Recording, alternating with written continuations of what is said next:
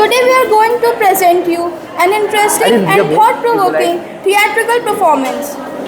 The struggle for truth, आप्तोपदेश versus प्रत्यक्ष। क्या सत्य वही है जो हम अपनी आंखों से देखते हैं या फिर वह जो हमें ज्ञानी, अनुभवी लोगों से प्राप्त होता है? इन्हीं दो महत्वपूर्ण प्रमाणों आप्तोपदेश वर्सेस प्रत्यक्ष के बीच का यह संघर्ष आज एक अदालत के माध्यम से आपके सामने प्रस्तुत किया जा रहा है। तो आइए शुरू करते हैं। अबू बकर एस जज। अब शुरू होने जा रहा है देश का सबसे बड़ा मुकदमा।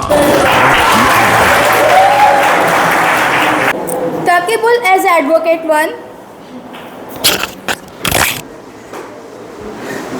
Nitish as advocate 2 and script writer, Satyam student, Acharya Abhishek Pal as a scholar, Zunaid inspector, Yaman audience and script writer,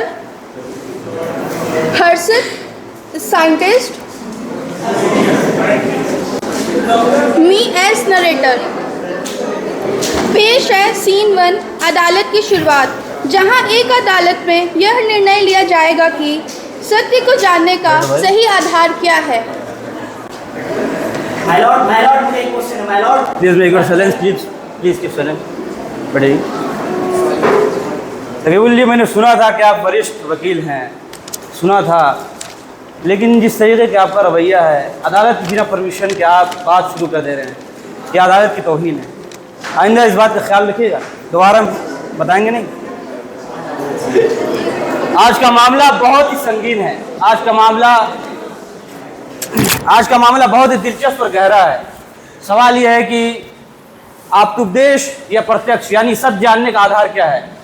दो चीज़ें हैं। पहली चीज़ यह है कि आप्तोपदेश यानी कि जो चीज़ें आंखों से नज़र आ रहा है, जो हमें आंखों से दिख रहा है। दूसरी ये चीज़ कि आप्तोपदेश यानी जो चीज़ें आंखों से नज़र नहीं आ रहा है, लेकिन वो शास्त्रों, ग्रंथों और गुरुओं के द्वारा मिला है। इसी पर डिबेट करने के लिए सबसे पहले बोलना चाहूँगा नीतीश जी, अपना मत रखिए।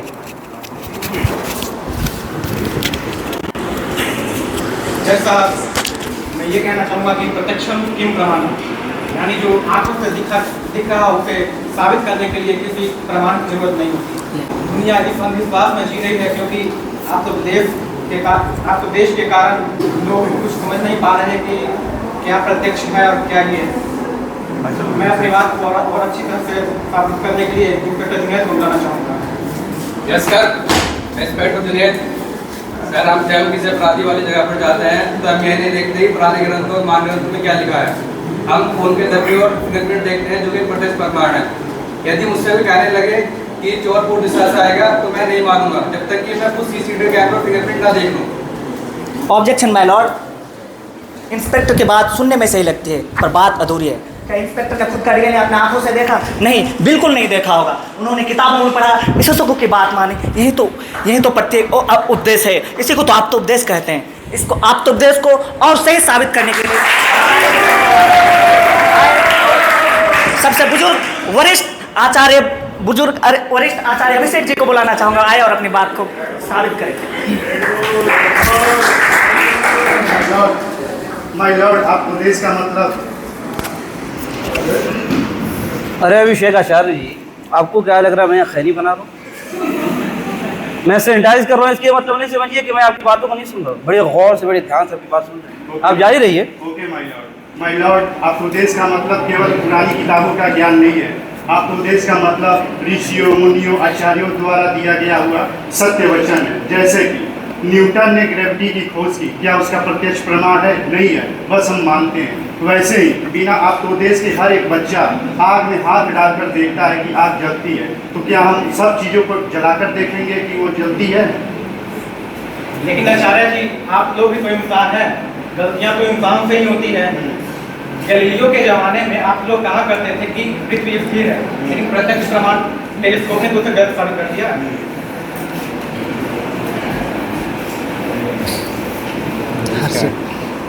डॉक्टर हर्षित, हमने सुना है कि आप एक वैज्ञानिक हैं। सुना था, आज देख भी लिया कि आप एक वैज्ञानिक हैं। तो आप अपना रिसर्च बताएं, आप देखें तो आप कितने बड़े वैज्ञानिक हैं। लगते नहीं है लेकिन पता जब हम माइलॉर्ड विज्ञान प्रत्यक्ष प्रयोगों पर चलता है, परंतु इसकी शुरुआत आपके देश से होती है। हम ज्ञान प्राप्त करने के लिए पुराने रिसर्च पेपर और ग्रंथों का सहारा लेते हैं, परंतु अगर कभी आपके देश और प्रत्यक्ष प्रमाण में टकराव हुआ तो विज्ञान प्रत्यक्ष प्रमाण को बड़ा मानेगा। Objection my Lord. डॉक्टर हर्षित जी, आप जो बता रहे हैं फिर दवाओं का असर क्या? हर मरीज पर दवाओं का असर अलग होती है हर मरीज पर दवाओं का असर अलग होती है, और जो हम लोग पुराने अनुभव का सहारा लेते हैं। मैं अपने आप तो देश को और बेहतर साबित करने के लिए मैं अपने बचपन का बात बताना चाहूँगा। जब मैं बीमार होता था तो बचपन में दादी माँ मुझे दूध में हल्दी डाल के देती थी। क्या उसको कभी लैब में जांच होते हुए देखा? मैंने तो कभी नहीं देखा। हमारे पूर्वजों ने कहा और वो बात सच है, और हम ठीक भी हुए हैं।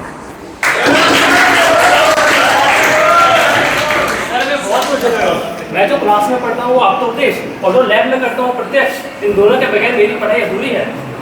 Objection my Lord. सर, अगर कोर्ट सुने सुनाए बात में चलेगा तो सजा तो बेगुनाह दी जाएगी ना। माय लॉर्ड, प्रेम विश्वास आत्मा जैसी चीजें दिखती नहीं है, तो क्या प्रेम विश्वास जैसी आत्मा चीजें जैसे लुप्त हो जाएंगी, तो क्या आधे कोर्ट भी बिना दिखावे के चलेगा? माय लॉर्ड, मैं आचार्य अभिषेक के बात से सहमत हूँ। एक बच्चा अपने माँ को इसीलिए जानता है क्योंकि उसको बताया गया है कि वह उसकी माँ है, ना कि वो हर बार डीएनए टेस्ट करके ये पता करे कि वो उसकी माँ है। इसी से यही बात है। मैंने दोनों पक्षों को बड़े गौर से सुना, मैंने दोनों पक्षों को बड़े गौर से, बड़े ध्यान से सुना।